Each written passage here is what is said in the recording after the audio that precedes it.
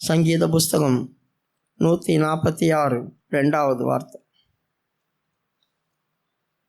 நான் உயிரோடு இருக்கும் மட்டும் கர்த்தரை துதிப்பேன், நான் உள்ளளவும் என் தேவனை கீர்த்தனம் பண்ணுவேன். 5வது வசனம். யாக்கோபின் தேவனை தன் துணையாக கொண்டிருந்து தன் தேவனாகிய கர்த்தர் மேல் நம்பிக்கையை வைக்கிறவன் பாக்கியவான். நான் உயிரோடு இருக்கிற நாள் வரைக்கும் கர்த்தரை துதிப்பேன், நான் உள்ளளவும் என் தேவனை கீர்த்தனம் பண்ணுவேன்.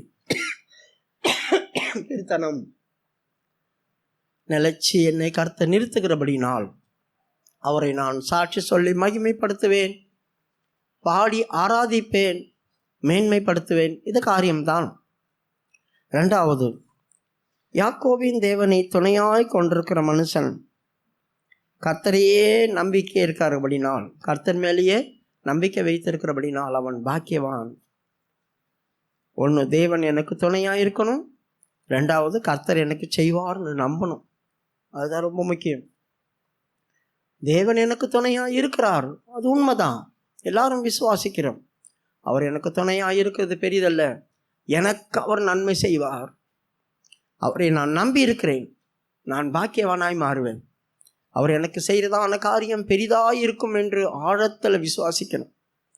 அப்படியானா எல்லாம் கிளியர் ஆகிடும்.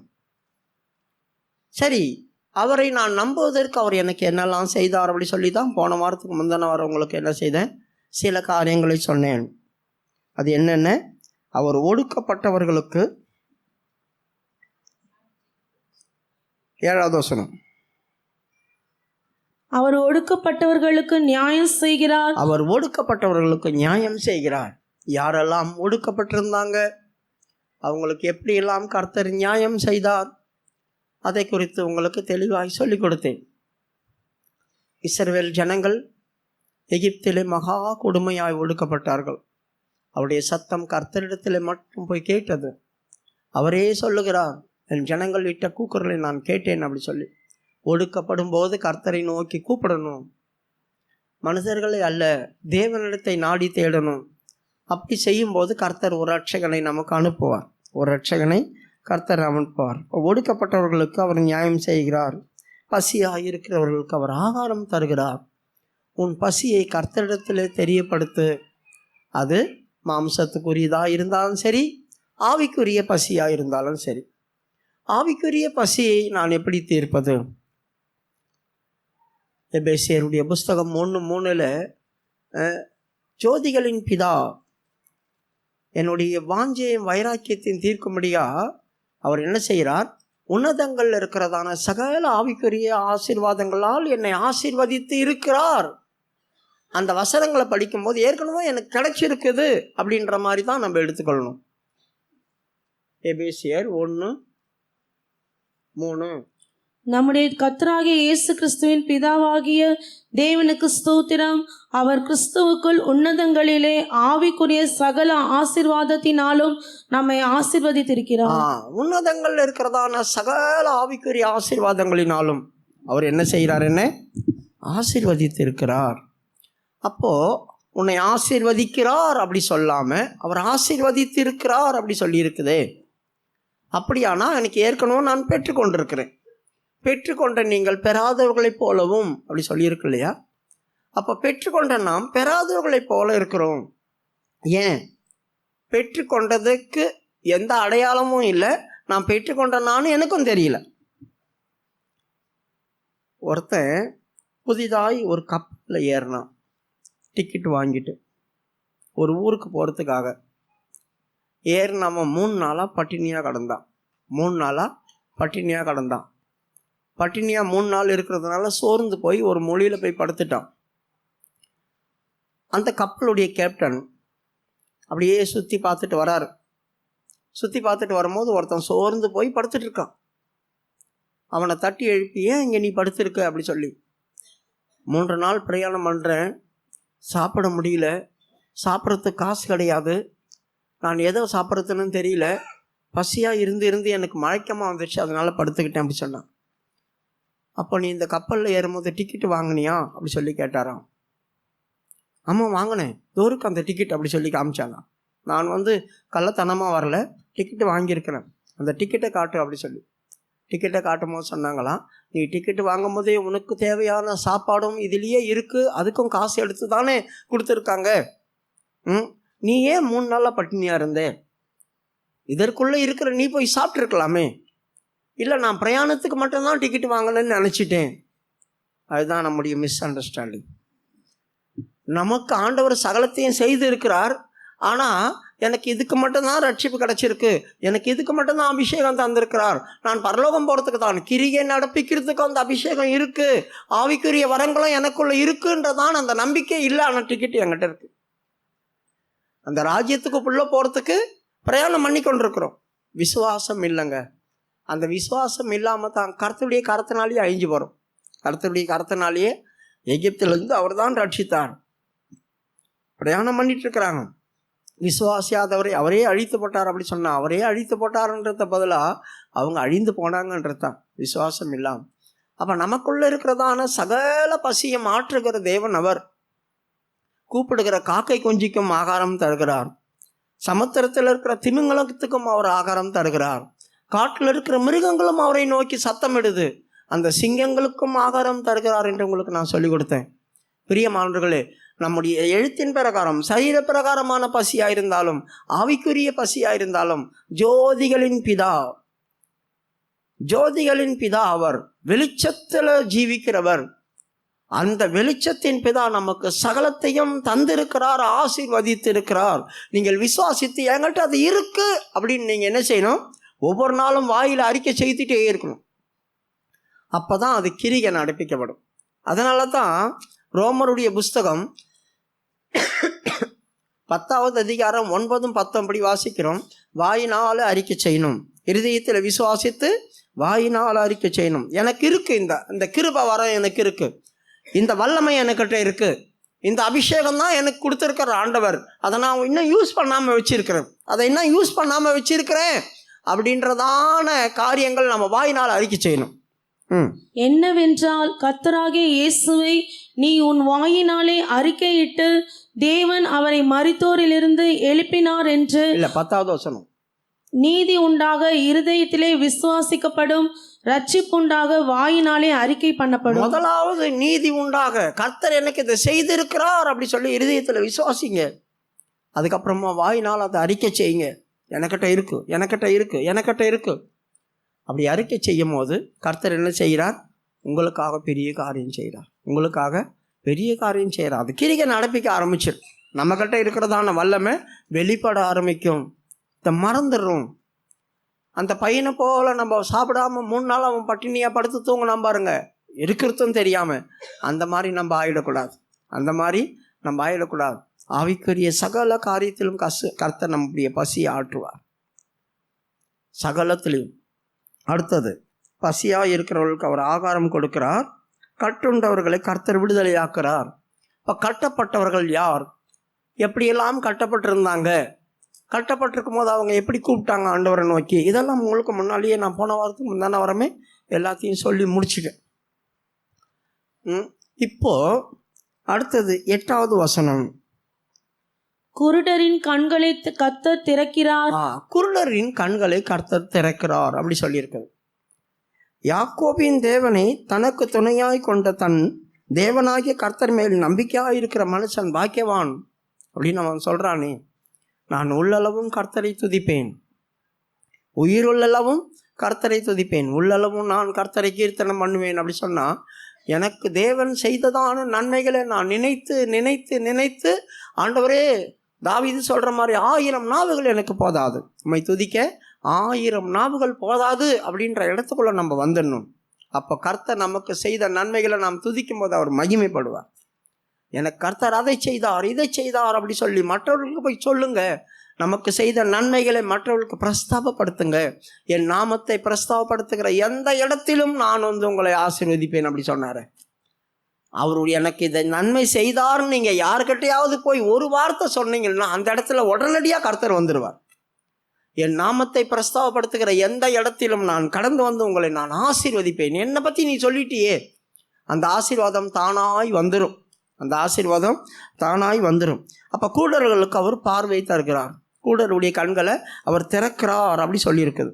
குருடருடைய கண்களை அவர் திறக்கிறார். எந்த மாதிரி குருடருடைய கண்களை அவர் திறக்கிறார்? எப்போ குருடரானோம்? எழுத்தின் பிரகாரம் தாயின் வயிற்றிலேயே குருடராய் பிறக்கிறவங்க உண்டு, பிறந்த அப்புறமா குருடர் ஆகிறவங்களும் உண்டு. ஏதோ ஒரு ஆக்சிடென்ட் மூலியமா குருடராகி போகிறவங்க நிறைய பேர் இருக்க கண்ணு மங்கி போய் குருடரானவங்களும் பைபிளில் நிறைய பேர் இருக்காங்க. பிறக்கும் போதே குருடராக பிறக்கிறவங்களும் இருக்காங்க. கண் சொருகி போனவங்க, கண்ணே இல்லாதவங்க, அதான் கண் சொருகி போன குருடன் அப்படி சொல்லியிருக்குது. கண்ணே இல்லாத கண்ணில் குழி விழுந்திருக்கும், அப்படிப்பட்ட குருடர்களும் இருக்கிறாங்க. பல காரியங்கள் இருக்குது. ஆனால் இந்த இடத்துல குருடருடைய கண்களை திறக்கிறேன் அப்படி சொல்கிறாங்களே, இந்த குருடர்கள் யாரு? அதை தான் நம்ம பார்க்கணும். இந்த குருடர்கள் யாரு? முதலாவது, எப்போ நாம் குருடர் ஆனோம் அது தெரியணும். கண்ணு தெரிஞ்சவங்களே குருடராக இருப்பாங்க. கண்ணு தெரிஞ்சவங்களே குருடராக இருப்பாங்க. அது எந்த குருடு?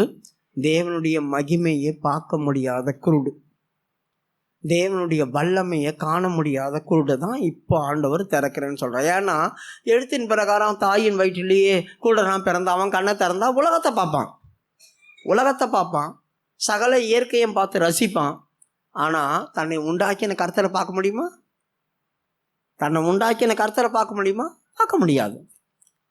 தன்னை உண்டாக்கின கர்த்தரை பார்க்க முடியாது.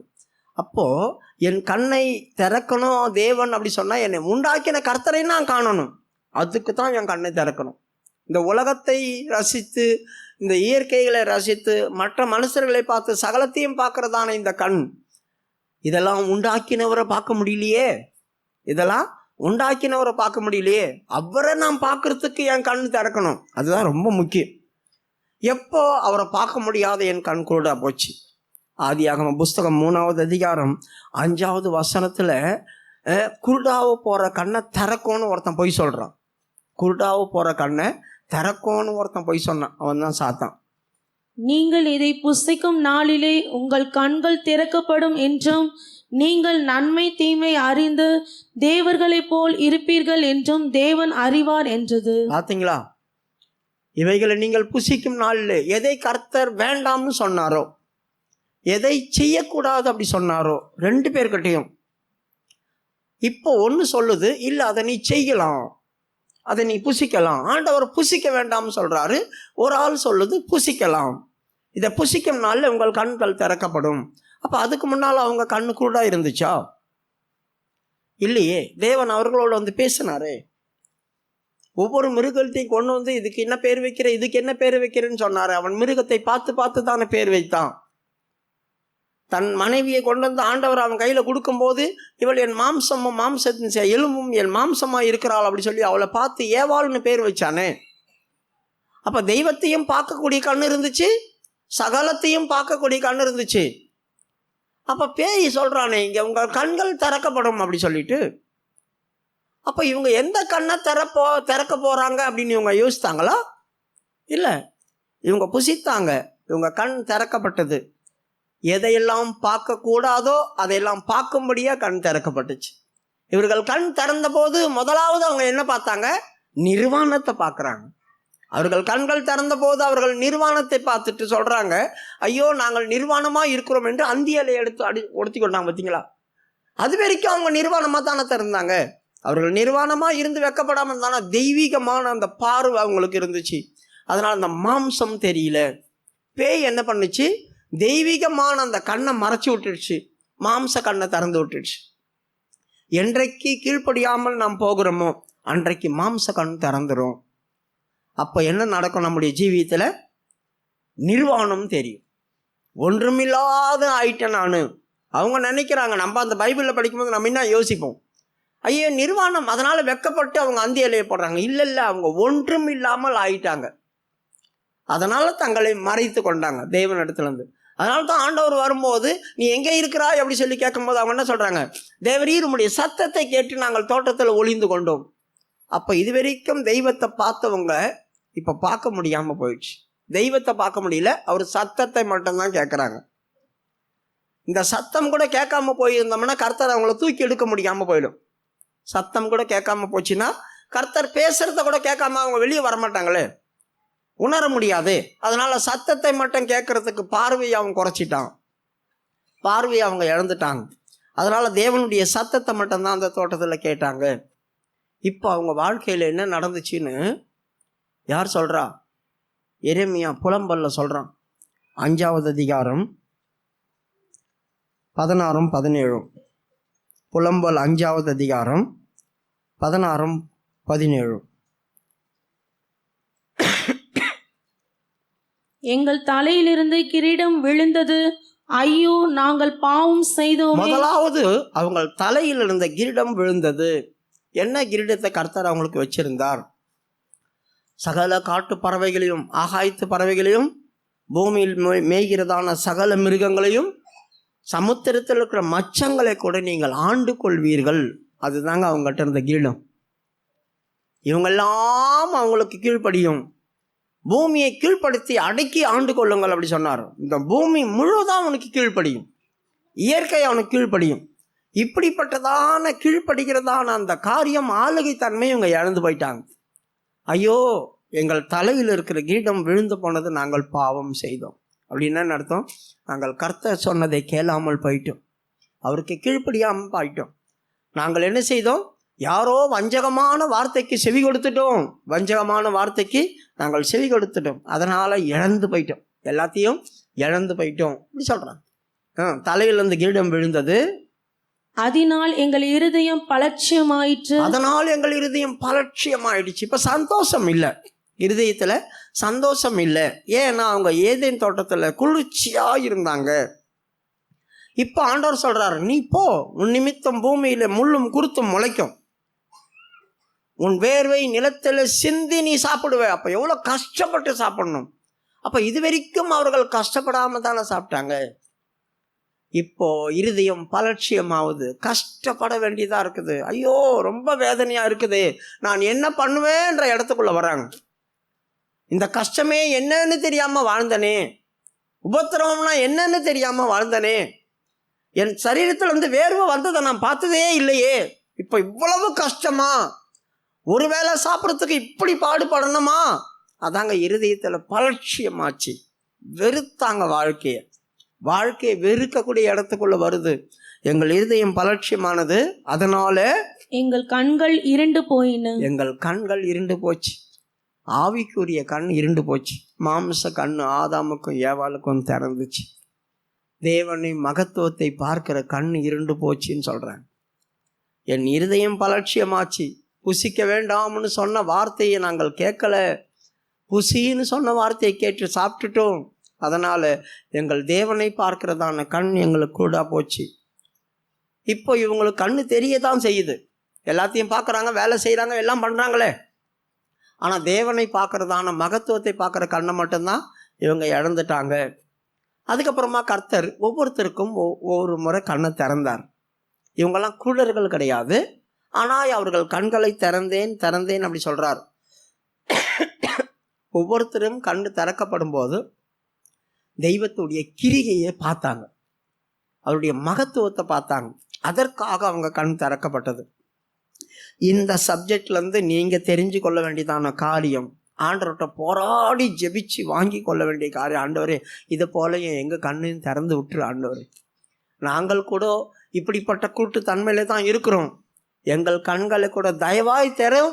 அப்படியான உங்களுடைய மகத்துவத்தை நாங்களும் பார்ப்போம், உங்களுடைய மகத்துவத்தை நாங்களும் பார்ப்போம்.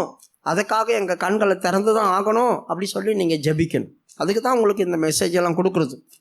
ஏதோ மெசேஜ் கேட்டு நல்லா இருக்குன்னு போகிறது இல்லை, போராடி ஜெபிச்சு நீயும் இந்த அனுபவத்துக்குள்ள வா. மெசேஜ் கேட்குறது மாத்திரமில்லை, ப்ராக்டிக்கலாக கொண்டு வா, அதை நடைமுறைக்கு வா. அந்த நடைமுறைக்குள்ளே வரும்போது அது கிரியை நடப்பிக்கும். அதற்காக பிரயாசப்படு, போராடு, உபவாசம் போடு, முழங்கால நில்லு. அப்போ கிரியை நடக்குதா இல்லையா பாருங்க. ஒரு வார்த்தை உங்களிடத்துல வரும்போது அது தனக்கு செய்ய வேண்டியதை செய்யாமல் திரும்பி வருவதில்லை ஆண்டவர் சொல்லியிருக்காரு இல்லையா. அப்போ உங்களை நோக்கி வர இந்த வார்த்தையெல்லாம், ஆமாம் எனக்கு இல்லையே, நான் கர்த்தருடைய மகத்துவத்தை எங்கே பார்க்குறேன், நான் பார்க்கணுமே, அந்த பார்க்கறதுக்காவது என் கண்ணை திறக்கணுமே ஆண்டவர். அப்போ நான் இப்போ கூட இல்லையே, ஆனால் கர்த்தருடைய மகத்துவத்தை பார்க்க முடியாத கூட நான் இருக்கிறேனே, கர்த்தருடைய முகத்தை பார்க்க முடியாத கூட நான் இருக்கிறேனே. தேவ தூதர்களை பார்க்க முடியாத குருடனா இருக்கனே, அந்த குருட்டு தன்மை என்னை விட்டு நீங்கணும் அப்படின்னு போராடுங்க. அப்படி போராடும் போது கர்த்தர் கிரியை செய்வாரு, உங்களுடைய கண்களும் திறப்பாரு. சரி, முதல் ஒரு ஆளுடைய கண்ணை திறந்தார் ஆண்டவர். ஆதியாகம புஸ்தகம் 21வது அதிகாரம் 19வது வசனத்துல ஆகாருடைய கண்ணை ஆண்டவர் திறந்தார். தேவன் அவளுடைய கண்களை திறந்தார். அப்பொழுது அவள் ஒரு தண்ணீர் துறவை கண்டு போய் துருத்தியிலே தண்ணீர் நிரப்பி பிள்ளைக்கு குடிக்க கொடுத்தாள். இப்போ ஆகாருடைய கண்ணை கர்த்தர் திறந்தார் அப்படி சொல்லியிருக்குது. இது ஆபிரகாம் வீட்டில் இருந்ததான ஆபிரகாமுடைய 2வது மனைவி, செகண்ட் ஒய்ஃப்.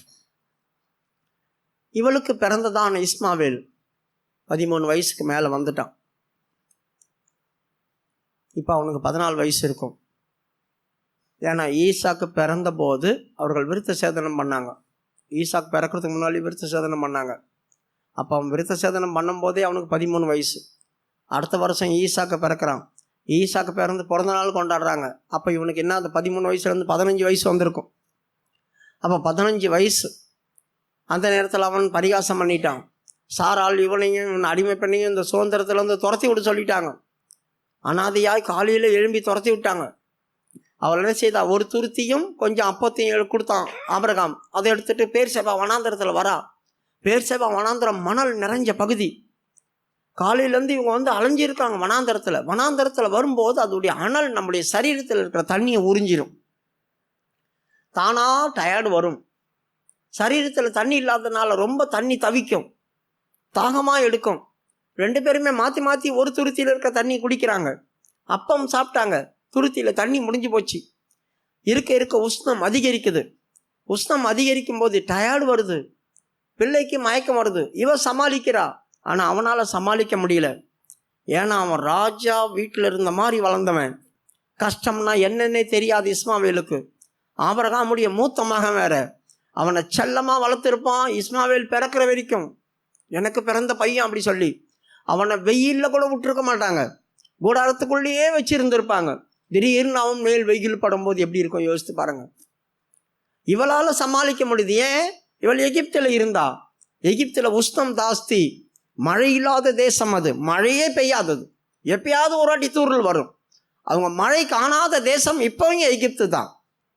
அப்படிப்பட்ட இடத்துல உஷ்ணத்துலலாம் அலைஞ்சிருப்பா. அவளால் தாக்கு பிடிக்க முடிஞ்சது. ஆனால் இவன் அப்படி இல்லை, இவனால் அதை தாக்கு பிடிக்க முடியல. அவன் செத்து போகிற மாதிரி ஆயிட்டான், செத்து போகிற மாதிரி. ஆனால் இப்போ அவள் என்ன பண்ணா, குழந்தை துடிச்சு சாவ போகுது. அதை பார்த்தா நெஞ்சு வலிக்கும், பெத்த பிள்ளை. அதனால் அதை பார்க்கக்கூடாது அப்படி சொல்லி ஒரு இடத்துல வச்சுட்டு அம்பு பாயும் தூரத்தில் போயிட்டா. கத்தி அழுதா, ரொம்ப கத்தனா. யோசித்து பாருங்க, அவளுக்கு ஏற்கனவே கண்ணு தெரியும். அதனால தான் பிள்ளை சாகிறதை தான் காணக்கூடாது, பார்க்கக்கூடாதுன்னு சொல்லி அம்பு பாயும் தூரத்தில் போனான். கத்தனா, சத்தம் போட்டு அழுதா. வானத்திலேருந்து ஆண்டவர் பார்த்தார், ஆகாரே உனக்கு என்ன சம்பவித்தது, ஏன் சத்தம் போடுற? பிள்ளை இருக்கிற இடத்துல கர்த்தர் அதோடைய சத்தத்தை கேட்டார் அப்படி சொல்கிறார். பிள்ளை இருக்கிற இடத்துல ஆண்டவர் போயிட்டார், அதோடைய சத்தத்தை கேட்டார். நீ அழுவுற, எழுந்துரு, உன் பிள்ளையை கூட்டி கொண்டு போ அப்படி சொல்லி அப்புறமா அவள் கண்ணை திறக்கிறார் ஆண்டவர். யோசித்து பாருங்க, ஏற்கனவே கர்த்தர் அவகிட்ட பேசியிருக்கிறார். என்னை காண்கிற தேவனை இவ்விடத்தில் நான் கண்டேன் அல்லவான்னு சொன்ன ஒரு ஆளவோ என் கஷ்ட நேரத்தில் கர்த்தர் என்னை பார்த்தார். இப்போது தெய்வீகமான பார்வை இவளுக்கு ஏற்கனவே இருந்துச்சு. 13வது அதிகாரம் 16வது அதிகாரம் 13வது வசனம். ஆதியாகமும் 16வது அதிகாரம் 13வது வசனம். அப்பொழுது அவள் என்னை காண்பவரை நானும் இவ்விடத்தில் கண்டேன் அல்லவா என்று என்னை காண்கிற தேவனை நானும் இவ்விடத்தில் கண்டேன். அவளும் பார்த்தா, என்னை ஒரு ஆள் பார்த்தாரு, அவரை நானும் பார்க்குறேன். அப்போ 2 பேரும் பார்த்துக்கிட்டோம். அப்போ அவரை பார்க்கக்கூடிய கண் ஏற்கனவே இவளுக்கு இருந்துச்சு. எப்படி இருந்திருக்கும்? சாராள் இடத்துல இவள் வரும்போது, ஆபிரகாமுக்கு இவள் மனைவி ஆகும்போது, ஆபிரகாம் எப்படிப்பட்ட தேவனை ஆராதித்தான் அப்படி சொல்லி கொடுத்துருப்பான். ஆபிரகாமுக்கு நிறைய முறை கர்த்தர் தரிசனமானார். பார்க்கக்கூடிய அளவுக்கு அவனுக்கு அந்த தெய்வீக கண் இருந்துச்சு. அவங்க பார்த்தாங்க. அப்போ அந்த குடும்பத்தில் இருக்கிற இவளும் அந்த கண்கள் உடையவளாக தான் இருந்தா, அந்த கண்கள் உடையவளா இருந்தா. ஆனால் இவளுக்கு எப்போ அந்த கண்ணு போயிருக்கும்? எப்பொழுது இவள் கர்ப்பவதி ஆனபோது சாராளை அற்பமாக எண்ணி இவள் பெருமை கொண்டாலோ பெருமை உள்ளவர் கர்த்தர் எதிர்த்து நிற்கிறார். ஆகவே உதவி அற்று போச்சு, கர்த்தருடைய உதவி அற்று போச்சு. தேவனுடைய மகத்துவத்தை பார்க்க கண் இல்லை. பரிகாசம் பண்ண ஆரம்பிக்கும் போது கர்த்தர் கோபம் வரும். அந்த டைமெல்லாம் இவளுடைய பாதிப்பு. இந்த சூழ்நிலை வரும்போது தான் இவள் கண் இழந்து போச்சு, தெய்வீகத்தை பார்க்க முடியாமல் கண் இழந்து போச்சு. இப்போ மறுபடியும் கர்த்தர் என்ன செய்யறார்? இப்போ யாரை கூப்பிட்டுருப்பா? அவள் எகிப்தில் இருந்தவோ, எகிப்தில் பல தெய்வங்கள் இருந்துச்சு. அந்த தெய்வங்களெல்லாம் கூப்பிடாம தன் கணவனுடைய தெய்வத்தை கூப்பிட்டுருப்பா வனாந்தரத்தில். அவர் தான் இக்கட்டில் காப்பாற்றுகிறவர். அவர் தான் அனாதையாய் ஒருத்தரையும் விட மாட்டார். அவரை கூப்பிடும்போது கர்த்தர் சொல்கிறார், ஆகாரே உனக்கு என்ன சம்பவிச்சது? பிள்ளை இருக்கிற இடத்துல நான் இருக்கிறேன், அவனை நான் வயிற்றில் இருக்கும் போதே ஆசீர்வதித்திருக்கிறேனே, நீ ஏன் பயப்படுற? அவன் பெரிய பிரபுவா மாறுவான், அவனுக்குலேருந்து அநேக சந்ததிகள் வரும், நான் ஒன்று சொல்லியிருக்கிறேனே, என் வார்த்தை எப்படி பொய்யா போகும்? அப்போ இந்த ஆகார் என்ன சொல்லி கத்தியிருப்பா, சத்தம் போட்டு அழுதுருப்பா. நீ தானே குழந்தை வயிற்றில் இருக்கும்போது சொன்னேன், தன் சகோதரர்களுக்கு எதிராக ஆப்போசிட்டாக அவன் குடியிருப்பான், அவன் கை எல்லாருக்கும் விரோதமாக இருக்கும், எல்லாருடைய கையும் அவனுக்கு விரோதமாக இருக்கணும், நீ தானே சொன்ன ஆண்டவர். இப்போ அவன் சாவ போகிறானே, உன் வார்த்தையெல்லாம் பொய்யா போகுது, உன் வார்த்தையெல்லாம் பொய்யா போகுது. அதை சொல்லித்தாங்க அழுதுருப்பா. சத்தம் போட்டு அவள் கத்தினால், கூச்சல் போட்டு அழுதா அப்படி சொல்லியிருக்குது. சத்தம் போட்டு அவள் அழுகுறா அப்படின்னா இதை சொல்லாமல் அழுதுருப்பாளா? எனக்கு நீ வாக்குத்தத்தம் பண்ணியிருக்கியே, எவ்வளோ காரியம் சொல்லியிருக்கியே, இதெல்லாம் நடக்காமல் போகுது, அந்த பையன் சாக போகிறான், வார்த்தைலாம் பொய்யா போகுது அப்படி சொல்லி. அதனால தான் ஆண்டவர் உடனே இறங்கி ஒளி வந்துட்டார். படிமா, பிள்ளை ஆகாரே உனக்கு என்ன சம்பவித்தது? 21வது அதிகாரம் 16வது வசனமா. பிள்ளை சாகிறதை நான் பார்க்க மாட்டேன் என்று எதிராக அம்பு பாயும் தூரத்திலே போய் உட்கார்ந்து சத்தமிட்டு அழுதாள். தேவன் பிள்ளையின் சத்தத்தை கேட்டார். தேவதூதன் நல்லா கவனிங்க, தேவன் பிள்ளையின் சத்தத்தை கேட்டார். சத்தமிட்டு அழுதாள் அப்படின்னா அதுல இருந்து பேசவே இல்லை, ஓ அப்படி சொல்லி அழுகுறதுன்னு அர்த்தமா உங்களுக்கு? அந்த ராகேல் சொல்றா பார்த்தீங்களா, கர்த்தர் என் சத்தத்தை கேட்டார், அவர் என்னுடைய நியாயம் தீர்த்தார், என்னை நியாயம் தீர்த்தார், என் சத்தத்தை கேட்டார் அப்படி சொல்லியிருக்கு. எனக்கு நீதி செய்தார்னு ஆதியாகமம் 30வது அதிகாரம் 6வது வசனமா. கர்த்தர் என் 6வது வசனம். அப்பொழுது ராகேல், தேவன் என் வழக்கை தீர்த்து என் சத்தத்தையும் கேட்டு. பாத்தீங்களா, என் வழக்கை தீர்த்து என் சத்தத்தை கேட்டார் அப்படி சொல்லியிருக்கு. அப்புறம் சத்தமிட்டால் அப்படி சொன்னா பேசவும் செய்தா, சில காரியங்களை சத்தமா சொன்னான். அப்ப இங்கே ஆகார் அம்பு பாயும் தூரத்தில் போய் சத்தமிட்டு அழுகு அப்படின்னா, ஓ அப்படி சொல்லி சத்தமிட்டு அழுகுறது இல்லை, சில காரியங்களையும் ஆண்டவர்கிட்ட ஞாபகப்படுத்தி சொன்னா சத்தமா. நீர்தானே எனக்கு சொன்னேன். இப்போ 16வது அதிகாரத்தில் வரும்போது ஆண்டவர் அவளுக்கு சில வாக்குத்தத்தம் பண்ணுறார். உன் வயிற்றில் வளர்கிற பிள்ளையை நான் ஆசீர்வதிப்பேன் அப்படி சொல்லி. 12வது வசனம், 11ம் 12ம். பின்னும் கர்த்தருடைய தூதனானவர் அவளை நோக்கி, நீ கர்ப்பவதியாயிருக்கிறாய், ஒரு குமாரனை பெறுவாய், கர்த்தர் உன் அங்கலாய்ப்பை கேட்டபடியினால் அவனுக்கு இஸ்மவேல் என்று பெயரிடுவாயாக. அவன் மனுஷனாய் இருப்பான், அவனுடைய கை எல்லாருக்கும் விரோதமாகவும் எல்லாருடைய கையும் அவனுக்கு விரோதமாகவும் இருக்கும், தன் சகோதரர் எல்லாருக்கும் எதிராக குடியிருப்பான் என்றார். ஆண்டவர் அவளுக்கு சில வாக்குத்தத்தங்களை கொடுத்து அனுப்புறார். அவன் இப்படி இருப்பான், அப்படி இருப்பான், அவனுக்குள்ள இருந்து பெரிய சாதிகள் உருவாகும், அவனை ஆசீர்வதிப்பான், வயிற்றில் இருக்கிறவன் இப்படி இருப்பான் அப்படிலாம் சொல்லிட்டாரு. இப்போ அவங்க சாவ போகிறான் அப்படி தெரிஞ்சாக்கா, கர்த்தர் எனக்கு இதெல்லாம் சொன்னாரே, குழந்தை வயிற்றில் இருக்கும் போதே சொன்னாரே, இப்போ இவ்வளோ பெருசாகி அவன் சாவ போகிறானே, அப்போ சொன்ன வார்த்தைலாம் முடிஞ்சிருமே. என் தேவன் எப்படிப்பட்டவர்? அவர் நித்திய தேவன். அவர் சொன்ன ஒரு வார்த்தையும் சரியில்லாமல் போகாதே, கெட்டு போகாதே. அதுதான் கர்த்தருடைய வார்த்தை, அதை வச்சு போராடும். அதனால தான் அவள் அம்பு பாயும் தூரத்தில் போய் சத்தம் போட்டு கத்தி இதெல்லாம் சொல்லியிருப்பா. உடனடியாக தேவதூதன் வானத்திலேருந்து வந்துட்டான். நான் தானே உங்கள்கிட்ட அன்றைக்கி வழியில் பேசுகிறேன், சூர் வனாந்திரத்தில் போகிற வழியில் பேசுகிறேன் தானே, இதெல்லாம் உனக்கு சொன்னால் தானே, உனக்கு என்ன சம்பவிச்சது, ஏன் இதெல்லாம் நீ நம்ப மாட்டேற? ஆகாரே உனக்கு என்ன சம்பவித்ததுன்னு கேட்குறானே, அதுக்கு என்ன அர்த்தம் தெரியுமா? படிமா 17ம் வசனம். தேவன் பிள்ளையின் சத்தத்தை கேட்டார். தேவதூதன் வானத்திலிருந்து ஆகாரை கூப்பிட்டு, ஆகாரே உனக்கு என்ன சம்பவித்தது? பாத்தீங்களா, ஆகாரே உனக்கு என்ன சம்பவித்தது? அந்த என்ன சம்பவித்தது அப்படின்றதுல 1000 கொஸ்டின் அதுல இருக்கும். ஏன் நீ கத்தன? எதற்காக நீ சந்தேகப்பட்ட? நீ சந்தேகப்பட்டதால் தானே இதெல்லாம் பேசுகிற. அப்படியே நான் கைவிட்டுருவேன்? சொன்ன வார்த்தையை நான் மீறி நடப்பேனா? நான் சொன்னதை செய்யாத போயிடுவேனா? நீ ஏன் இப்படி சத்தம் போடுற? உனக்கு என்ன சம்பவிச்சது? என் வார்த்தை மேலே விசுவாசம் இல்லாமல் ஏன் போச்சு? இதெல்லாமே அது உள்ள அடங்கியிருக்கும். இதெல்லாமே அது உள்ள அடங்கியிருக்கும். இப்போ ஆண்டவர் சொல்றாரு, உனக்கு என்ன சம்பவித்தது? அடுத்தது, பயப்படாதே, பிள்ளை இருக்கும் இடத்திலே தேவன் அவன் சத்தத்தை கேட்டார். பார்த்தீங்களா? பிள்ளை இருக்கிற இடத்துல தேவன் அவன் சத்தத்தை கேட்டார்.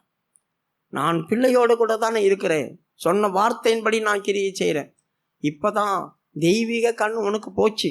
தெய்வீக கண்ணு உனக்கு போனதால தான் சின்ன சின்ன பிரச்சனை வரும்போதெல்லாம் தடுமாற்றம் வருது. சின்ன சின்ன காரியத்தெல்லாம் நீ சலைஞ்சு போகிற. சின்ன சின்ன விஷயத்துக்கெல்லாம் போராட்டமாக இருக்குது. என்ன செய்யணும்னு தெரியாமல் தகைச்சு போகிறேன். அதனால் என்ன செய்கிறேன்? உன் கண்ணை நான் மறுபடியும் திறக்கிறேன். பிரியமானவர்களே, ஆண்டவரே நான் செய்த தப்பு, நான் இப்படி நடந்துக்கிட்டு தப்பு, நான் அப்படி நடந்தது தப்பு, அப்படிலாம் இவன் மன்னிப்பு கூட கேட்கல. ஆனால் ஆண்டவர் பாருங்கள் எப்படிப்பட்டவர். அவர் வார்த்தையை நிறைவேற்றுவதற்காக அவரே இறங்கி வரார். அவரே இறங்கி வரார். நம்ம இறக்கம் கேட்கலனாலும் பரவாயில்ல, மன்னிப்பு கேட்கலனாலும் பரவாயில்ல, உனக்கு செய்ய வேண்டிய வேலையை நான் செய்கிறேன் போ. நீ மகத்துவத்தை பார்க்கணும். மறுபடியும் ஏற்கனவே அதை கண்ட ஆள் தான் நீ. மறுபடியும் நீ உன்னுடைய காரியத்தை நிமித்தம் கூட்டா போச்சு, மறுபடியும் பார்க்க உனக்கு உதவி செய்கிறேன் நான் அப்படி சொல்லி அவள் கண்களை திறந்தார். கர்த்தர், நீ எழுந்து பிள்ளையை எடுத்து அவனை உன் கையினால் பிடித்து கொண்டு போ, அவனை பெரிய ஜாதியாக்குவேன் என்றார். தேவன் அவளுடைய கண்களை திறந்தார். அப்பொழுது அவள் ஒரு தண்ணீர் துறவை கண்டு. போதும். இந்த இடத்துல பாருங்க, கர்த்தர் அவள் கண்ணை திறந்த போது ஒரு தண்ணீர் துறவு அங்கே இருக்கு. இது வரைக்கும் அவள் கண்ணுக்கு அது தெரியல. அப்படின்னா அந்த தண்ணீர் துறவு ஏற்கனவே இருந்துச்சா? யோசித்து பண்ண. ஏற்கனவே இருந்துச்சுன்னா தான் அவன் கண்ணு தெரிஞ்சவ தானே, அதை பார்த்து தண்ணி எடுத்து கொடுத்துருப்பாளே. ஏற்கனவே அந்த தண்ணீர் துறவு இல்லை. அப்போ ஒரு தண்ணீர் துறவை கண்டு, அப்படிதான் தமிழ் பைபிளில் இருக்கு. அவள் கண்களுக்கு முன்பாக ஒரு துறவை உண்டாக்குனார் ஆண்டவர். அவள் கண்களுக்கு முன்பாக ஒரு அதிசயத்தை செய்தார். அதனால தான் சொல்றார், எழுந்து போ, அதை தண்ணி எடுத்துகிட்டு போ, அது துறவு உண்டாக்கணும் பாரு, அதில் தண்ணி எடுத்து குடிச்சிட்டு நீயும் உன் பிள்ளைக்கு கொடுத்துட்டு போ. இன்னைய வரைக்கும் முஸ்லீமுங்க சொல்கிறாங்க அதான் ஜம் ஜம் ஜம் ஜம் பாரத் அல்வோ தண்ணி வந்துட்டே இருக்கும். அந்த தண்ணியை போய் இன்னும் எடுத்துகிட்டு வந்துட்டே இருக்கிறாங்க. அது ஆகாருக்கு தேவன் உண்டாக்கி தந்ததான ஜம் ஜம் தண்ணி அது அவங்க சொல்லுவாங்க. இப்போ கர்த்தர் அவள் கண்களுக்கு முன்பாக ஒரு துறவை உண்டாக்குறார், ஒரு தண்ணீர் ஊற்றை உண்டாக்குறார். அந்த ஊற்றிலிருந்து தண்ணி எடுத்து அவகிட்ட கொடுத்து அவள் எகிப்தில் போய் வாழ்ந்தா. எகிப்தில் போய் வாழ்ந்தா. எகிப்துக்கும் அரபிக்கும் நடுவில் இருக்கிறதான இடம் தான் அந்த பேர்சேபா வனாந்தரம், அந்த எண்டு. அதைத்தான் இப்போ முஸ்லீம்ங்க சொந்தம் கொண்டாடிட்டு இருக்காங்க. அது மக்கா மதீனாவில் இருக்கிறது. அதுலேருந்து தான் தண்ணி கொண்டாங்க. பரிசுத்தமான இடம் அது. ஆகாருக்கு தேவன் கொடுத்தது, அல்லாஹ் கொடுத்தது அப்படி சொல்லுவாங்க. யோசித்து பாருங்கள். கர்த்தர் அவள் கண்களை திறக்கும் போது ஒரு தண்ணீர் ஊற்று அவள் கண்ணுக்கு முன்னால் உருவாச்சு. அதை பார்த்து தான் சந்தோஷப்பட்டா. திறக்கணும் அப்படின்னாக்கா தெய்வீகமான காரியத்தை நீ பார்க்கணும். என்னை நம்பணும். நீ என்னை நம்பாம தானே கூச்சல் போட்டுன்னு கிடக்குற. என்னை நம்பாம தானே சத்தம் போடுற. என்னை நம்பு. நீ நம்புறதுக்காக உன் கண்ணை நான் திறக்கிறேன். நீ என்னை நம்புறதுக்காக உன் கண்ணை திறக்கிறேன் அப்படி சொல்லி ஆண்டவர் திறந்து விட்டார். இது ஃபர்ஸ்ட் ஆள் ஆகாருடைய கண்ணை திறந்தார்.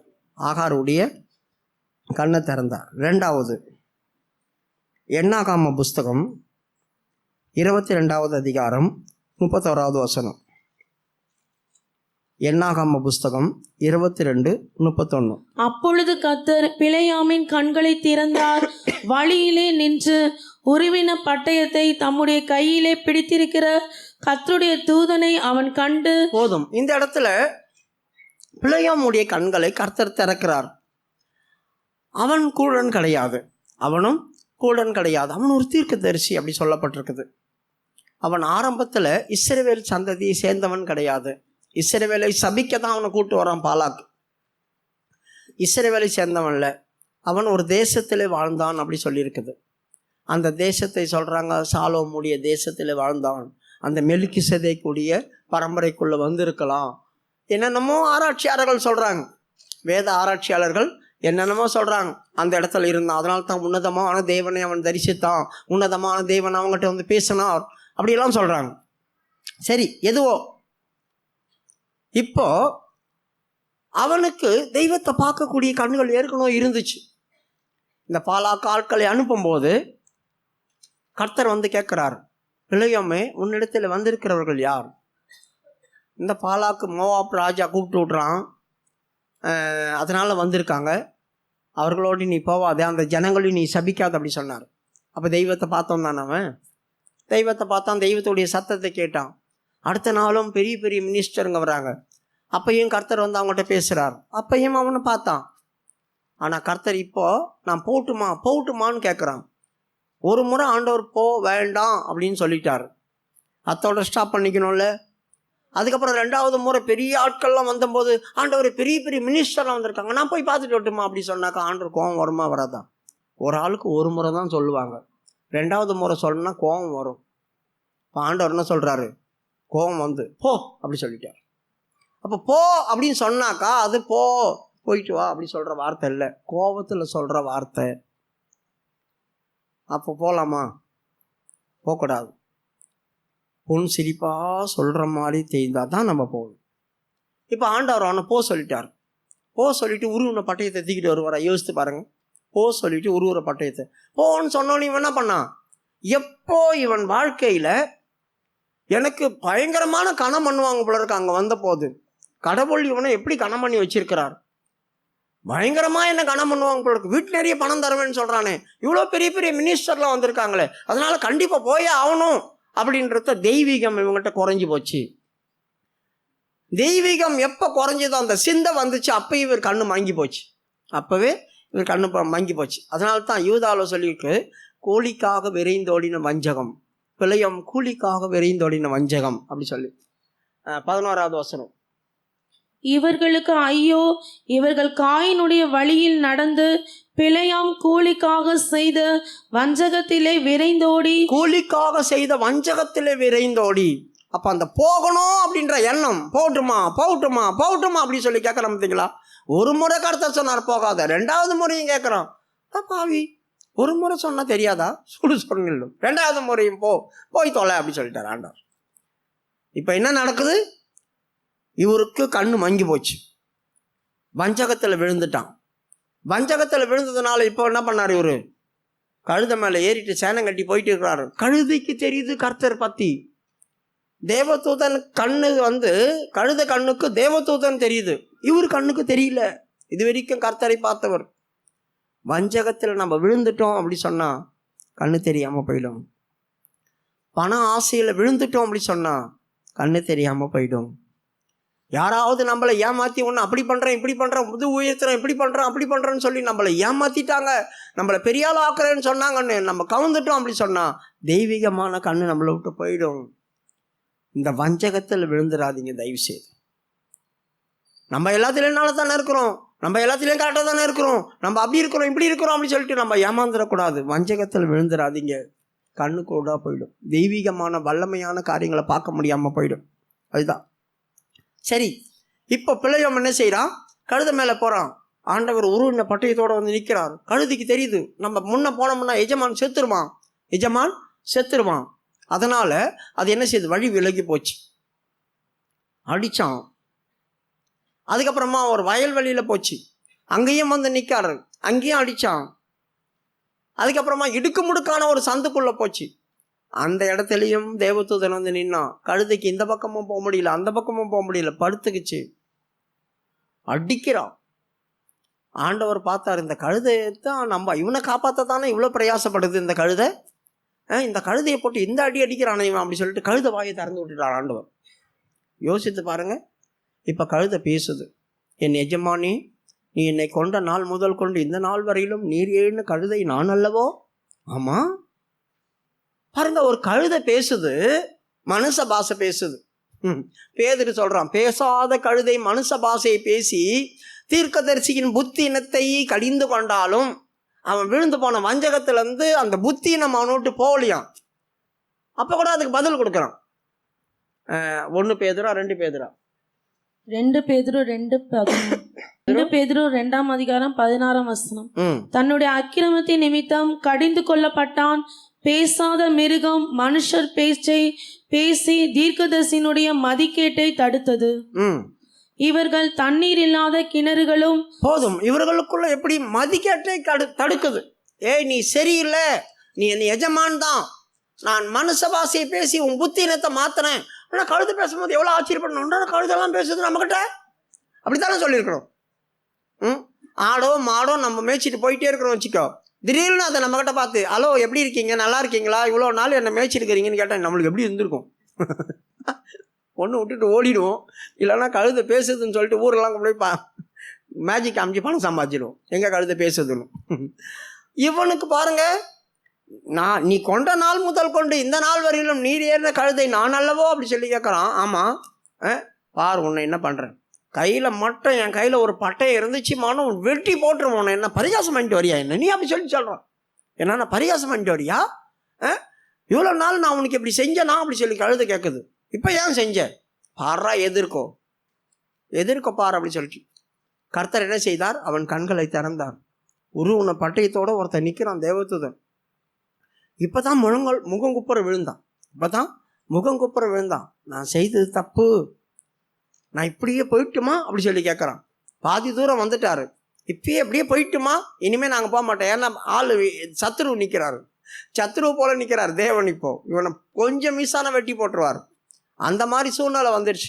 திரும்பி போகட்டுமா, அப்படியெல்லாம் ஒன்றும் போத்த, நீ கிளம்பிட்ட தானே, அங்கே போ, நான் உனக்கு சொல்கிறத மட்டும் செய், இவனை கொண்டு நான் அவனுக்கு பாடம் கற்பிக்கிறேன் அப்படி சொல்லி தான் ஆண்டவர் அமுச்சு விட்டார் அவனை. மறுபடியும் யோசித்து பாருங்க, நாம் செய்ய வேண்டியதான காரியத்தை சரியாய் செய்யல அப்படி சொன்னாக்கா வஞ்சகத்தில் விழுந்துருவோம், கண்ணு கொண்டா போயிடும். அப்போ கர்த்தர் நம்மளை பயமுறுத்துவார். நம்ம காரியமே நமக்கு மோசமாக போவோம். இவன் கழுதையும் இவனை மோசமாக கொண்டு போய் செவுத்தில் உராசி விட்டுருச்சு. வேதனை தாங்க முடியல, காலில் வேதனை தாங்க முடியல. அப்போ நம்முடைய காரியமே நம்மளை வேதனைப்படுத்திடும். நம்மகிட்ட இருக்கிறதே நம்மளுக்கு அகென்ஸ்டாக மாறிடும். நாம் ஒரு இடத்துக்கு போவோம், வேற ஒரு காரியம் நடந்துட்டு இருக்கும். நாம் ஒரு எண்ணத்தில் போயிட்டு இருப்போம், வேற ஒரு காரியம் நடந்துகிட்டே இருக்கும். இவன் ஒரு வழியாக போகிறான், கழுதை ஒரு வழியாக போகுது. அதனால் கோபம் வருது, கழுதையை அடிக்க போகிறான். யோசித்து பாருங்க, எவ்வளவு பிரச்சனையை சந்திக்கிறாரு, ஏன் இவ்வளவு பிரச்சனையை அவன் சந்திக்கணும்? மதிக்கேடு, வஞ்சகம், விழுந்துட்டான். சில விஷயங்கள் ரொம்ப ஜாக்கிரதையாக இருக்கணும். தெய்வீக கண்ணு நம்மளை விட்டு போயிடும். அந்த தெய்வீக கண் நம்மளை விட்டு போகாதபடி பார்த்துக்கணும். கர்த்தருடைய மகத்துவத்தை நம்ம பார்க்கணும். நாம் ரட்சிக்கப்பட்டிருக்கிறோம், அபிஷேகம் பெற்றிருக்கிறோம்.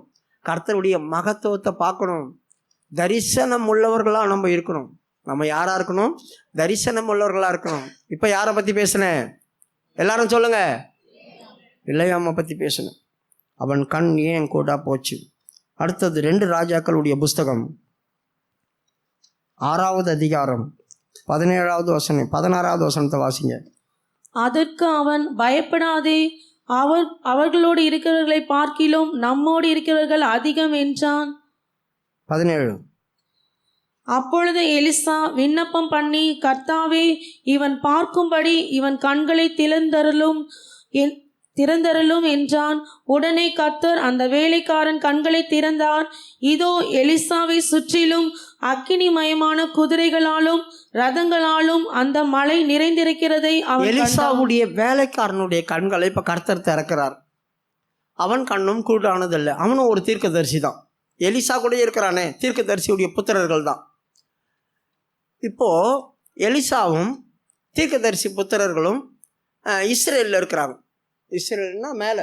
இப்பெல்லாம் கைட்டு எடுத்துட்டீங்களா? அடப்பாங்க, எதுக்கு இங்கே மேப்பெல்லாம் கைட்டு எடுத்தீங்க? இஸ்ரேல் வந்து மேலே 10 கோத்திரம். அந்த கோத்திரத்தில் நடக்கிறதான காரியங்கள் தான் இது.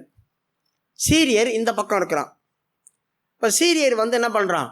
இஸ்ரவேல் ராஜாவை பிடிக்கணும் அப்படி சொல்லி வந்துட்டு அங்கங்கே பிளான் போடுறான். பிளான் போடும்போது என்ன நடக்குது? இஸ்ரவேல் ராஜா கிட்ட இந்த எலிசா சொல்லி அனுப்புகிறான் ஆள் அவுட்டு. ஏய், அந்த அக்கம் போவாத, அங்கே உன்னை பிடிக்க போகிறாங்க. இந்த இடத்துல போவாத, உன்னை அங்கே பிடிக்க போகிறாங்க. இவனுக்கு அது எப்படி? இந்த ஆள் உட்காந்து சொல்கிறான், என்ன அங்கே போவாத இங்கே போவாதன்னு. ஏய் போடா, அங்கே ஆள் வந்திருக்காங்க, போய் பாரு அப்படி சொன்னாக்கா அங்கே போய் பார்த்தா என்ன நடக்குது? ஆள் வந்திருக்கிறாங்க இவனை பிடிக்கிறதுக்கு.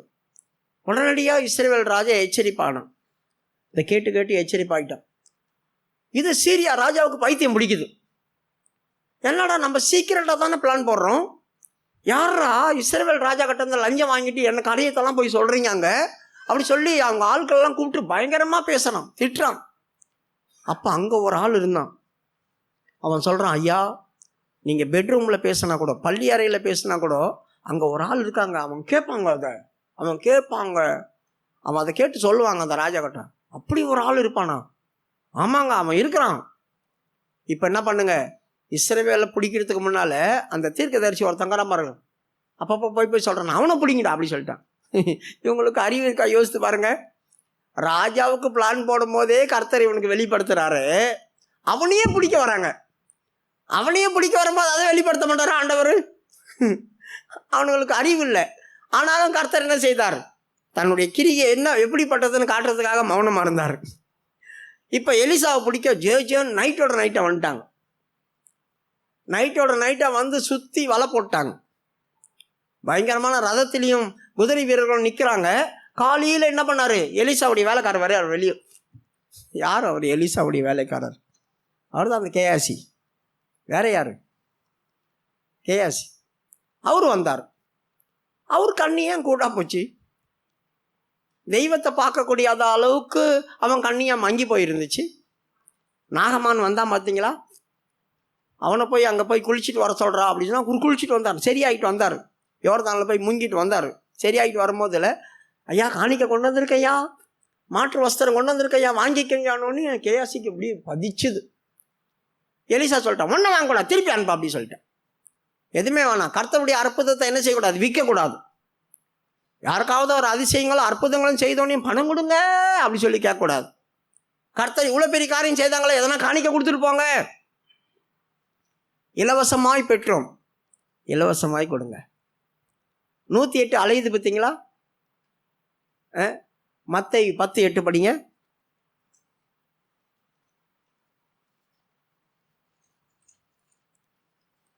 வியாதி உள்ளவர்களை சுஸ்தமாக்குங்கள், குஷ்டரோகிகளை சுத்தம் பண்ணுங்கள், மரித்தோரை எழுப்புங்கள், பிசாசுகளை துரத்துங்கள், இலவசமாய் பெற்றீர்கள், இலவசமாய் கொடுங்கள். அதனால தாங்க ஆம்புலன்ஸ் இலவசம் சொல்கிறாங்க.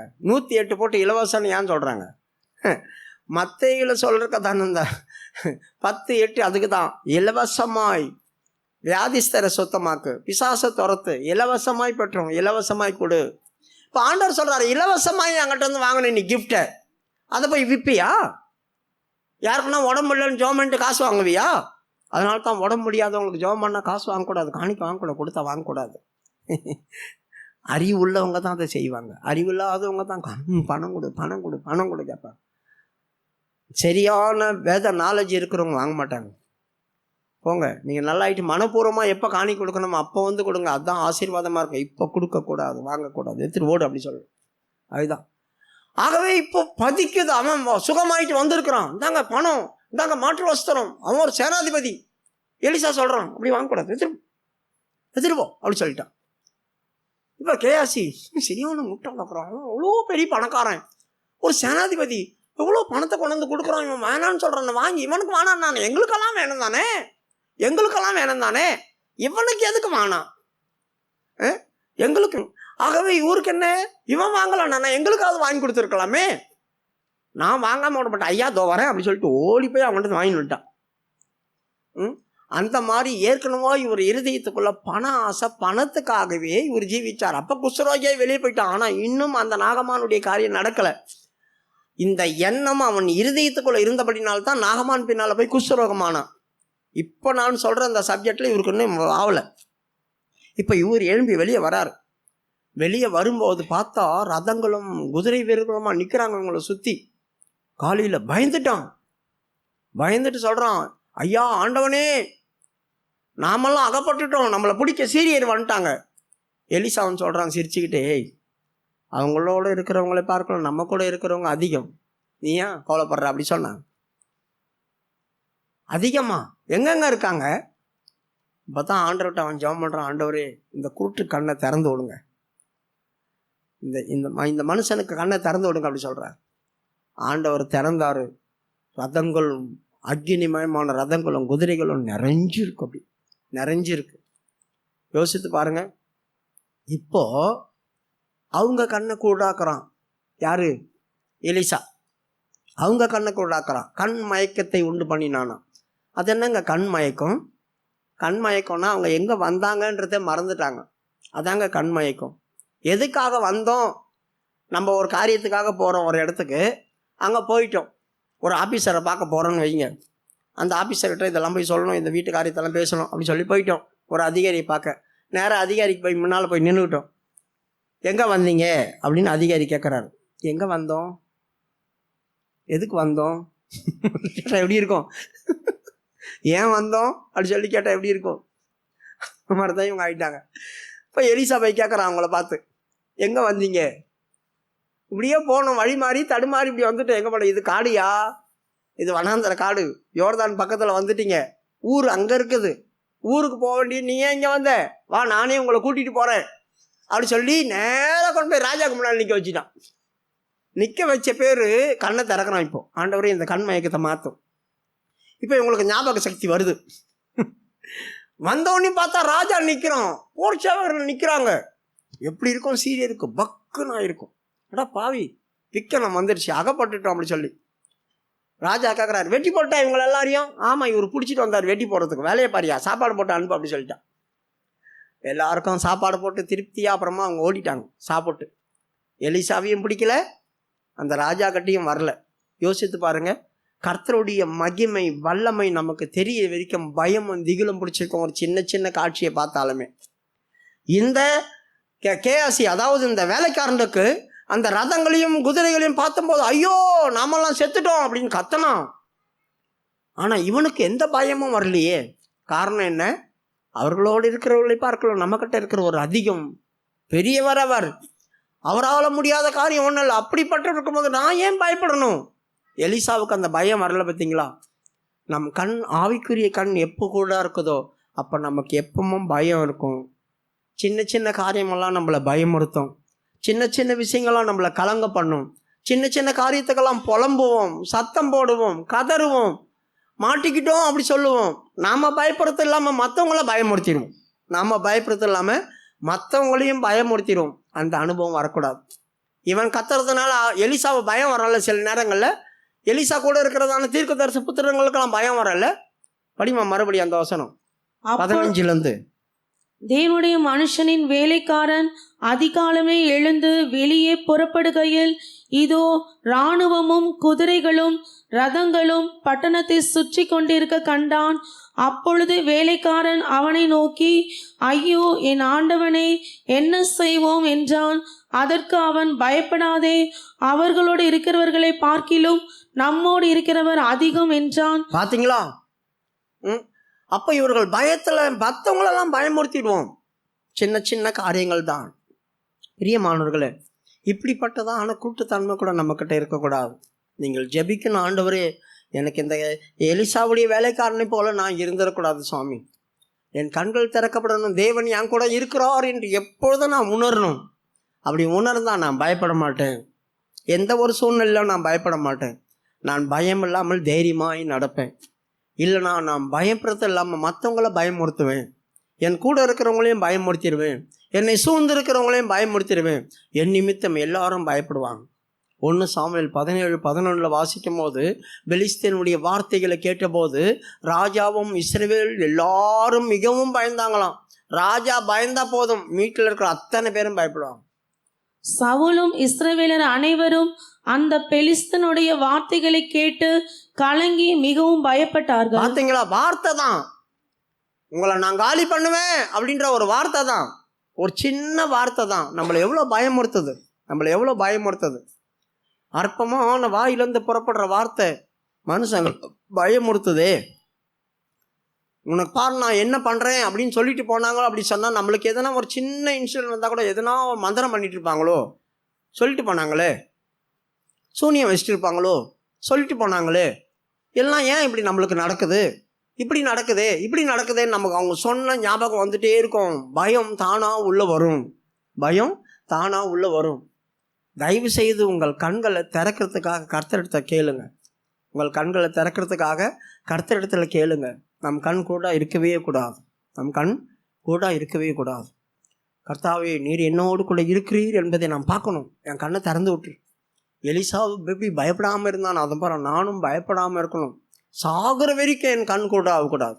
இந்த விஷயத்தில் சாகிற வரைக்கும் கூட எல்லாம் சத்துருக்கு பயந்துகிட்டே இருப்போம். சின்ன சின்ன விஷயத்துக்கெல்லாம் பயந்துகிட்டே இருப்போம். அந்த பயம் எனக்கு வாழ்க்கையில் வரவே கூடாது சொல்லி நாம் ஜெபிக்கணும். அடுத்தது லூக்காவுடைய புஸ்தகம் 24:31 வாசிங்க.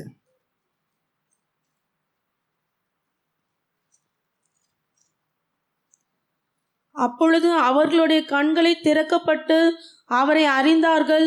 உடனே அவர் அவர்களுக்கு மறைந்து போனார். இது யாரு அப்படி சொன்னா, அந்த எம்மாவூர் சீசர்கள் 2 பேர். அவர்கள் தான் இயேசு சாமி சிலுவையில் அறையப்பட்ட போது 3 நாள் ஆச்சு அவர் உயிர் திறந்துட்டார். அவர் உயிர் திறந்ததான சில காரியங்களை சீரிகள் சொல்றாங்க. எப்பா உயிர் திறந்தாங்க, நம்பலை, நம்பிக்கை இல்லை. என்ன நம்பிக்கை இல்லை? இயேசு தேவன்தான்ற நம்பிக்கை அவங்கள. அவர் எங்களை ரட்சித்து மீட்பார் என்று நாங்கள் நம்பியிருந்தோம். எங்களுக்கு அவர் ராஜாவா இருப்பார் என்று நம்பியிருந்தோம். ஆனால் இப்போது அவர் செத்து 3 நாள் ஆச்சுங்க. அவர் சாதாரண மனுஷன்தான், அவரும் செத்துட்டார். தெய்வமா இருந்தா சாவ மாட்டாங்களே.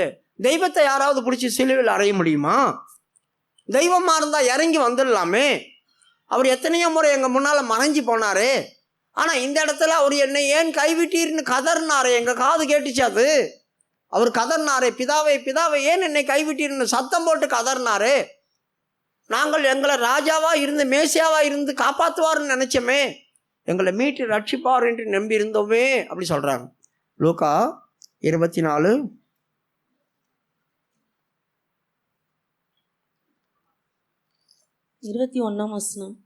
அவரே இஸ்ரவேலை மீட்டு ரட்சிப்பவர் என்று நாங்கள் நம்பி இருந்தோம். இவைகள் சம்பவித்து இன்று 3 நாளாகிறது. பாத்தீங்களா? அவரே எங்களை இஸ்ரவேலை மீட்டு ரட்சிப்பார் அப்படின்னா என்ன அர்த்தம்? இஸ்ரவேலை மீட்டு எங்களுக்கு ராஜாவா இருப்பார்னு நம்பி இருந்தோம். எங்களுக்கு அவர் ராஜாவா இருப்பார்னு நினைச்சோம். ஆனா இல்லை. என்றைக்கு அவர்கள் தெய்வம் இல்லை, அவர் சொல்லிட்டு போனார், நானே பிதா, நான் தான் உன் ரட்சகர், நான் தான் உன் பாவத்தை நீக்கிறவர், உன் பாவத்துக்காகவே மரிக்க போறேன். எருசலேமுக்குள்ள போகும்போதே சொன்னார், என்ன எங்க கொலை செய்வாங்க, 3ஆம் நாள் உயிரோட எழும்புவேன் சொல்லிட்டு தான் போனார். ஆனா அவர் சொன்ன மாதிரியே 3ஆம் நாள் எழுந்தார். அதையும் சொல்றாங்க பார்த்துட்டு. அப்ப கூட இவங்க நம்பிக்கை இல்லை. அதனால தான் கண்கூடா போச்சு. தேவனே இவங்களோடு கூட பேசிட்டே போறார். நீர் யாரு, அந்நியரான்னு கேட்டானுங்க. நீர் யார், அந்நியரா? ஒரு மனுஷனுடைய ஆவிக்குரிய கண்கூடா இருந்துச்சுன்னா, தெய்வம் பக்கத்திலேயே நம்மளோட பேசிட்டு வந்தாலும் கூட நம்மளுக்கு அவங்க தெய்வம்னு தெரியாது, அந்நியரா அப்படி சொல்லி கேட்டுருவோம். இவ்வளவு காரியம் நடந்தது எல்லாம் உனக்கு தெரியாத, நீ என்ன அந்நியரா அப்படி சொல்லி கேட்குறாங்க பாருங்க. இந்த தெய்வீகமான அந்த கண் கூடா போச்சு அப்படி சொன்னாக்கா கர்த்தருடைய வார்த்தையை நம்ப மாட்டோம். கேட்க இன்ட்ரெஸ்டா இருக்கும். கர்த்தருடைய வார்த்தையை அவர் விவரித்து சொல்லிட்டு வராரு. மோசே முதல் சாமுவேல் முதல் கொண்டு அவர்களை பொறுத்து பேசியிருக்கிறாங்களே, இதெல்லாம் நீங்க அறியாத மந்த புத்தி உள்ளவங்களா இருக்கிறீங்க, முட்டாள்களா அப்படி சொல்றாரு. அவங்கள முட்டாள்னு திட்டுறாரு. அப்ப கூட அவங்களுக்கு சூடு சொல்றீங்க இல்லை. ஆனா யாரோ இவன் எவனோ ஒருத்தன் நம்மள முட்டாள்னு சொல்றான், கம்முன்னு இருக்கிறாங்க. அவங்க பாருங்க, இருதயம் எந்த அளவுக்கு அவங்களுக்கு நம்பிக்கை இல்லாம போச்சு. நம்பவே மாட்டீங்களே, இவ்வளோ காரியம் நடந்திருக்குது, இதெல்லாம் உங்களுக்கு தெரியாதான்னு கேட்டாரு. அப்போ கூட இல்லை, வேற வழி இல்லை, அவங்க கூடயே போக வேண்டியதா போச்சு. ஆண்டவர் சொல்றாரு, நான் போறேன். இவ்வளோ சொல்லி பேர் கூட உங்களுக்கு அறிவு வரலையேன்னு சொல்லிட்டு போயிட்டாரு.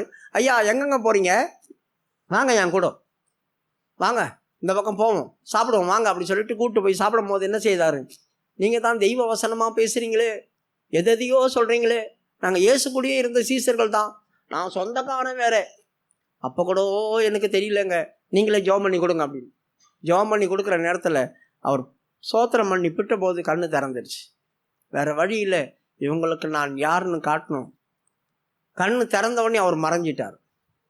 இப்போ தான் தெரியுது அவர் உண்மையாக மனுஷன் இல்லை, அவர் தேவன். அவரை தெய்வமாக பார்க்கக்கூடிய கண் என்கிட்ட இல்லாமல் போயிடுச்சு. அவரை தெய்வமாக பார்க்கக்கூடிய கண் இல்லை. உடனே எழுந்து அப்போஸ்தலர் கூட ஓடி வந்துட்டார். இயேசு கிறிஸ்து உயிர் திறந்தார், அவர் மனுஷன் இல்லை, அவர் தெய்வம்தான் அப்படின்னு அவங்ககிட்ட நிரூபிச்சாங்க. யோசித்து பாருங்க, கர்த்தர் எவ்வளோ பெரிய காரியம் செய்கிறார். இன்னும் சில வார்த்தைகள் இருக்குது, உங்களுக்கு நான் அடுத்த வாரம் சொல்லித்தரேன். கண்களை மூடுவோம். தேவன் சாதாரணமானவர் அல்ல, ஒடுக்கப்பட்டவர்களுக்கு அவர் நியாயம் செய்கிற தேவன். பசியாய் இருக்கிறவர்களுக்கு ஆகாரம் தருகிற தேவன். அவர்கள் எல்லாம் அவரை நோக்கி கூப்பிட ஆரம்பித்தார்கள். யாரெல்லாம் கர்த்தரை நோக்கி கூப்பிட்டார்களோ அவர்களுக்கெல்லாம் கர்த்தர் உதவி செய்ய வல்லவராய் இருந்தார். அவரால் செய்யக்கூடாத அதிசயமான காரியம் ஒன்றுமே இல்லை.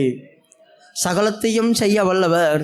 ஆகவே தான் அந்த மனுஷன் சொல்லுகிறான், ஆண்டவரே, உம்மை நான் உயிருள்ளவளவும் துதிப்பேன், உம்மை உயிருள்ளளவும் நான் துதிப்பேன், நான் உள்ளளவும் உம்மை கீர்த்தனம் பண்ணுவேன். நான் யாக்கோபின் தேவனை துணையாய் கொண்டேன், நான் அவர் மேல் நம்பிக்கையாய் இருக்கிறபடினால் நான் பாக்கியவான். எனக்காக கர்த்தர் பெரிய காரியங்களை செய்வீர். என் கண்களை திறந்தருளும் ஆண்டவரே. எத்தனையோ பேருடைய கண்களை திறந்தீர் ஆண்டவரே. என் கண்களையும் திறந்தருளும். ஆவிக்குரிய கண்கள் எனக்கு திறக்கப்படட்டும். பிரியமானவர்களே, ஆகார் கர்த்தருடைய வார்த்தையை சந்தேகப்பட்டாள். ஆகவே தான் ஆகாரை பார்த்து ஆண்டவர் கேட்டார், உனக்கு என்ன சம்பவித்தது?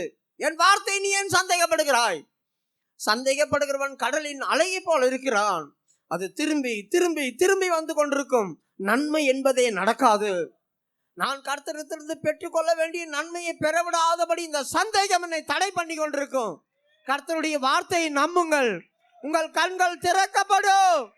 கர்த்தர் உங்களுக்குள்ளே அதிசயங்களை செய்வார். செங்கடல் தன்னை நடுவாய் பிளந்த உங்கள் தேவனின் கரமே, செங்கடல் தன்னை நடுவாய் பிரித்த எங்கள் தேவனின் கரமே, தாங்கியதினால் வரையும் தயவாய் மாதயவாய், தயவாய் மாதயவாய், தாங்கியதினால் வரையும் தயவாய் மாதயவாய், தயவாய் மாதயவாய், செங்கடல் தன்னை நடுவா பிரித்த எங்கள் தேவனை கரமே,